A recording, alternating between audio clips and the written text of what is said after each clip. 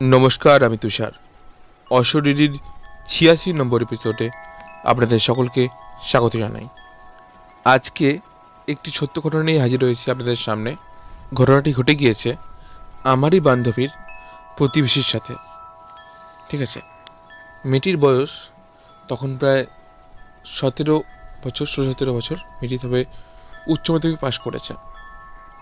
তখন মেয়েটিকে বিয়ে দিয়ে দেওয়া হয়। বিয়ে দিতে তার পরিবার, কেন, মেয়েটি ছিল একটু উচ্ছৃঙ্খল টাইপের, মানে সারাক্ষণ আস্তে আস্তে ঘুরে বেড়ানো, কথাবার্তার কাজ তেমন না শোনা, তার জন্য তাকে বিয়ে দিয়ে দেওয়া হয়। যার সঙ্গে বিয়ে দেয় তার সঙ্গে তার এজ ডিফারেন্সটা একটু বেশি ছিল। ওকে, এবং কেমন একটা ধরনের মানুষ, একটু আনমোনা টাইপের, কী বলবো, মানে তেমন বেশি কথাবার্তা বলে না। মেয়েটার সঙ্গে তেমন কোনো হিতপূর্ণ সম্পর্কও নেই। মেয়েটাকে বলে দেয় যে, শোনো, আমার প্রতি কোনো ইন্টারেস্ট দেখানোর চেষ্টা করো না। আমি নিজের পরিবারের মতের জন্য বিয়ে করেছি, আমার কিন্তু কোনো ইন্টারেস্ট নেই এসব কোনো বিষয়তে। তুমি নিজের মতো থাকো, তোমার নিজে যা ইচ্ছা করো, কিন্তু আমার কোনো বিষয়ে তুমি কখনো কোনো নাক গলাতে আসবে না। এবং সেই মেয়েটির ছেলেটাকে বিশেষ পছন্দ ছিল না। ওকে, নিহাত পরিবারের জোরেই বিয়ে করেছিল। মেয়েটার উচ্চ মাধ্যমিকের রেজাল্টটা আউট হয়নি। পরীক্ষা হয়ে গেছে কিন্তু রেজাল্ট আউট হয়নি। এমন সময় একদিন কি হয়, সে বাথরুমে স্নান করছিল এবং সে গায়ে জল দিচ্ছে। একটু বাদে মাথায় জল দিতে যাবে, তখন সে ফিল করেছে যে মাথাটা অলরেডি ভিজে, কিন্তু তার স্পষ্টভাবে মনে আছে তার মাথাতে সে কিন্তু জল দেয়নি। প্রথমে তার অভ্যেসই প্রথমে গায়ে জল দেওয়া, তারপরে মাথায় জল দেওয়া। ওকে, মাথায় ভিজলো কী করে? হঠাৎ তারপরে তার মনে হয় যে না, হয়তো সত্যি সে মাথায় জল দিয়েছিল, মাথা ভিজবে কী করে? স্বাভাবিক, এটা তো অদ্ভুতের কাণ্ড নয় যে হয়ে যাবে এরম মতো। তো ঘটনাটা সে ইগনোর করে দেয়। নেক্সট ডে আবার সেম। এবার তার একটু ভয় লাগতে শুরু করে। বেশ, সে অনুভব করে না, সে বাথরুমে আর একা নেই। কেউ একজন যেন সন্তর্পণে তার অস্তিত্বের জানান দিচ্ছে। কিছু বলছে না বা কিছু করছে না, তাও সে মেয়েটি তার অস্তিত্ব টের পাচ্ছে, বুঝতে পারছে। এরপর থেকে কিছু অদ্ভুত ঘটনা ঘটা শুরু হয়। একদিনকে সে কিচেনে, রান্নাঘরে সবজি কাটছে, কাটতে কাটতে হঠাৎ একটা আওয়াজ পায়, বৌমা কী করছো? হঠাৎ করে দেখে যে পাশে রাখা আছে বেগুন, এবং সে নিচের আঙুলটাকে কাটতে যাচ্ছিল। সেই বটির ছোঁয়া লেগে তার আঙুলের ছালও কিছুটা উঠে গেছে এবং জায়গাটা লাল হয়ে আছে। জায়গাটাতে জ্বলতে শুরু করে। সেটুখানি মাজন নিয়ে লাগিয়ে দেয় হাতের মধ্যে, যেহেতু গ্রামের দিকে এগুলো খুব চল আছে আর কি। তারপর আরেকদিন একটা ঘটনা ঘটে, কে তাদের বাড়িতে লোডশেডিং। ওকে, হঠাৎ করে কারেন্ট চলে গেছে এবং সন্ধেবেলার সময়তে সে তখন রান্না করছিল, মানে লম্ফ জেলে নিয়ে রান্না করছিল। হঠাৎ করে না কোনোভাবে তার শাড়িতে আগুন ধরে যায়, মানে আঁচলে আর কি। সে বুঝতে পারে না। শাশুড়ি মেঝে নিয়ে এক বালতি জল তার গায়ে ঢেলে দেয়। তখন সে সম্বিত ফিরে পায় এবং দেখে তার আঁচলের অর্ধেকটা পোড়া, আর আরেকটু হলে তার সমস্ত শাড়িটাতেই আগুন লেগে যেত। এরপর তার শাশুড়ি থেকে হাত জোর করে বলে, একটু খ্যাঁক খ্যাঁক করেই, যে দয়া করো আমাদের ওপর, তুমি আর রান্নাঘরে কখনো কাজ করতে এসো না।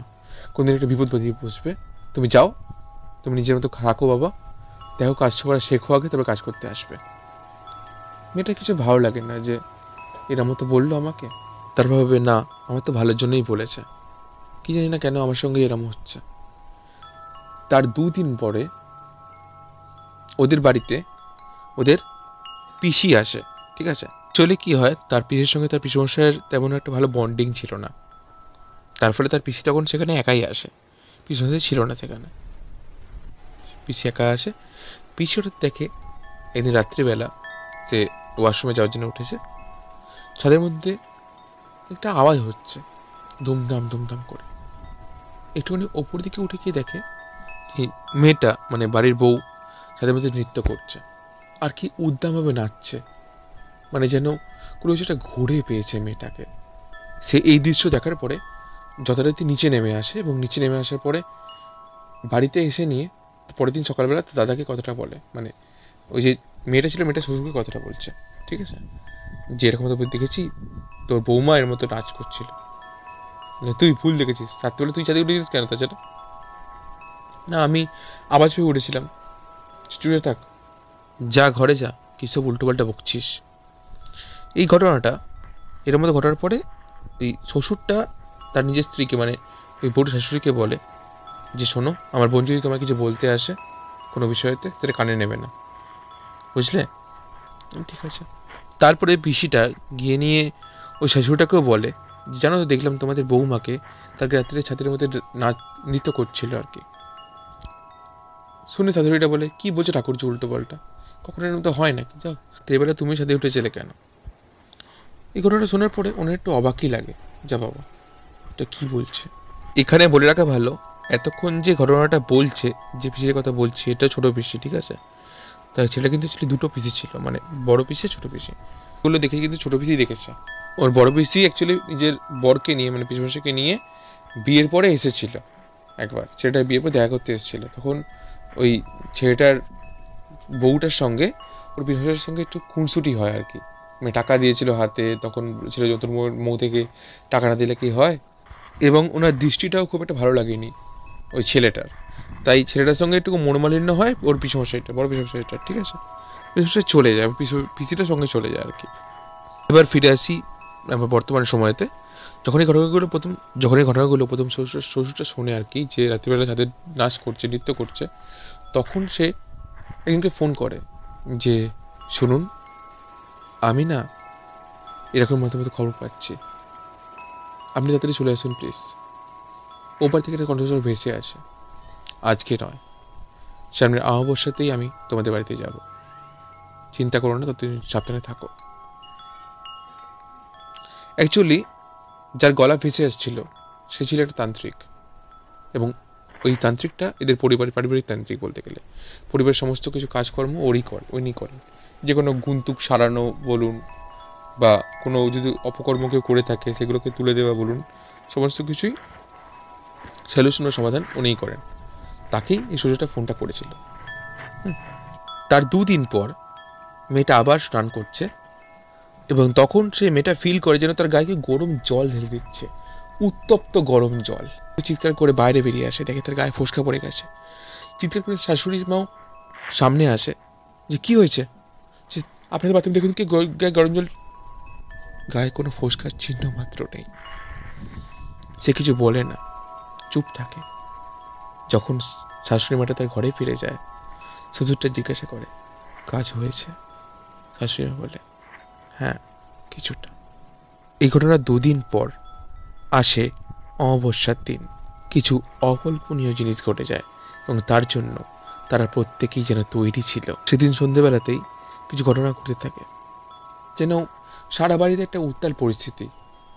প্রত্যেকেই যেন কিছু একটা মনে নিয়ে ভাবছে, কিন্তু কেউ কিছু কাউকে বলছে না। এই প্রত্যেকের মধ্যে কে কে আছে বলে দিচ্ছি।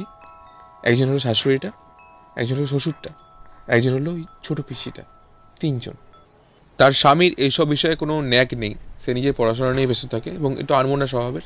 সমস্ত কিছুই তার কথায় কানে এসেছে, কিন্তু যেহেতু তার মেয়েটার দিকে কোনো ইন্টারেস্টই নেই এবং সে কোনো কিছু পাত্তাই দেয় না, তাই শুনেও না শোনার ভান করে এগিয়ে গেছে। কিন্তু সেই দিকে যে ঘটনা ঘটলো সেটা সম্পূর্ণরূপে অকল্পনীয় সবারই জন্যই।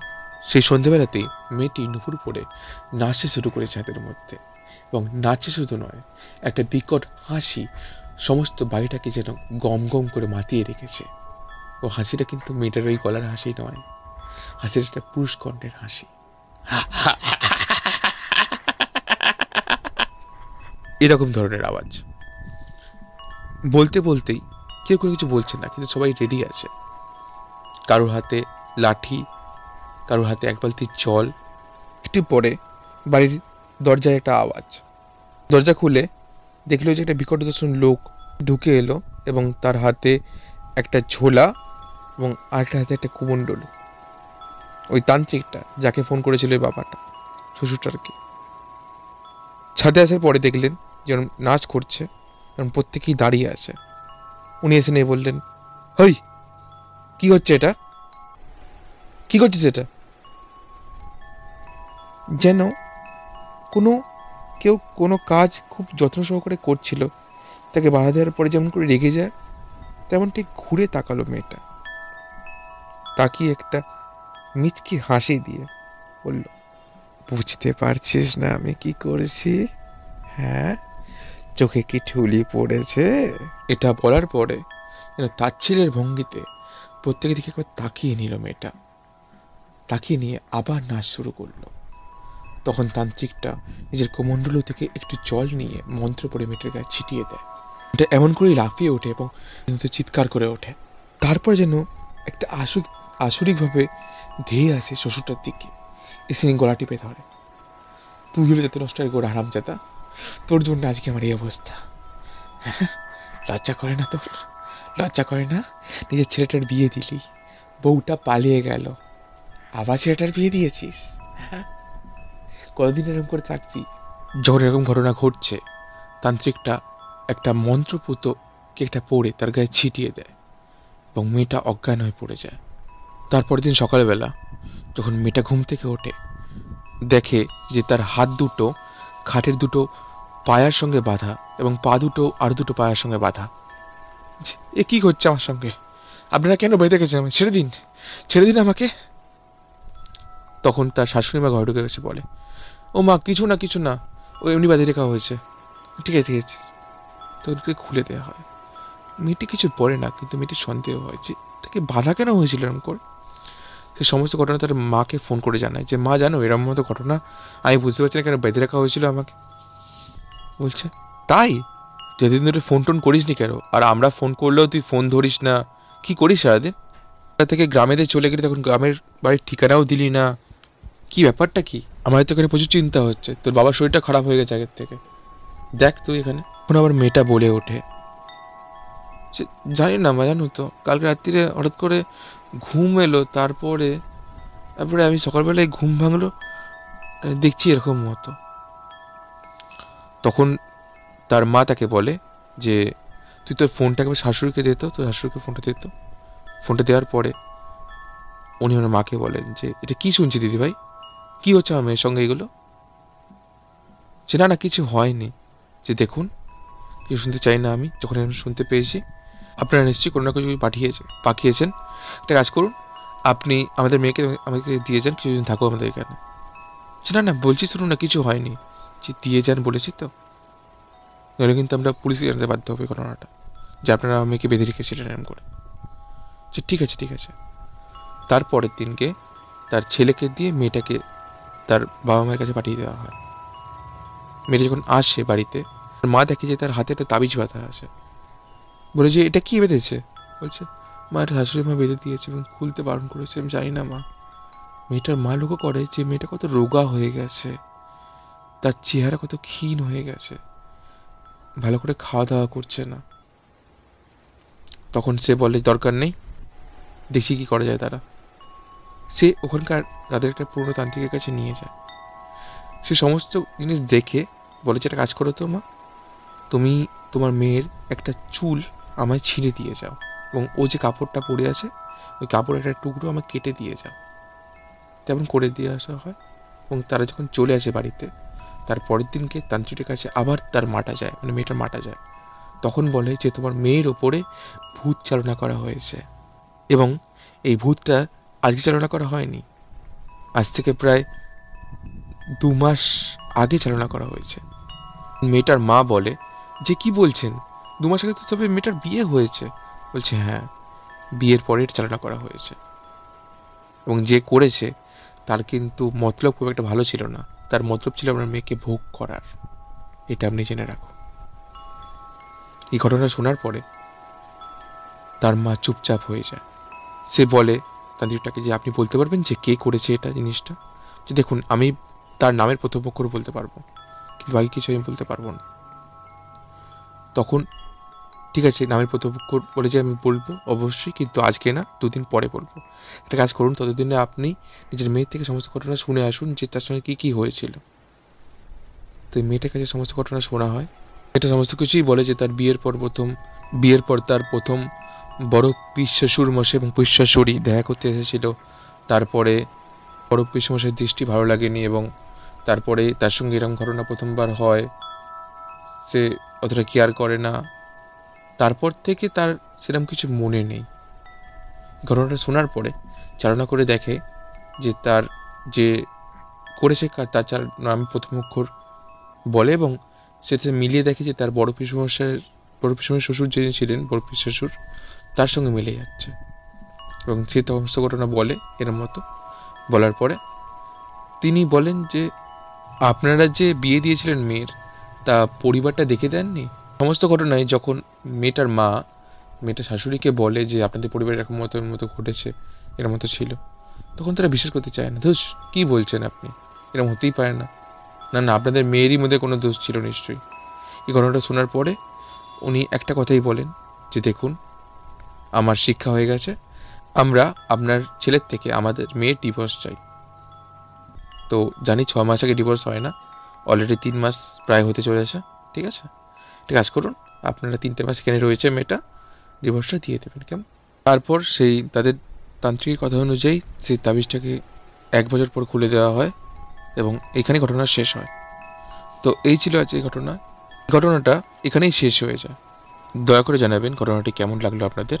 আপনারাও চাইলে নিজেদের লেখা কোনো ভৌতিক গল্প বা আপনাদের সাথে ঘটে যাওয়া কোনো ভৌতিক ঘটনা আমাকে পাঠাতে পারেন। পাঠানোর সমস্ত মাধ্যম, যেমন আমার ইমেল আইডি, আমার হোয়াটসঅ্যাপ নাম্বার, আমার ফোন নাম্বার, সমস্ত কিছুই আমি ডিসক্রিপশানে দিয়ে দেবো। আজকের মতো এখানেই টানছি, আবার ফিরে আসবো আগামী সপ্তাহে কোনো সত্য ভৌতিক ঘটনা বা কোনো ভৌতিক গল্প নিয়ে। সকলকে জানাই গুড নাইট, শুভরাত্রি, সকলে ভালো থাকবেন, নমস্কার।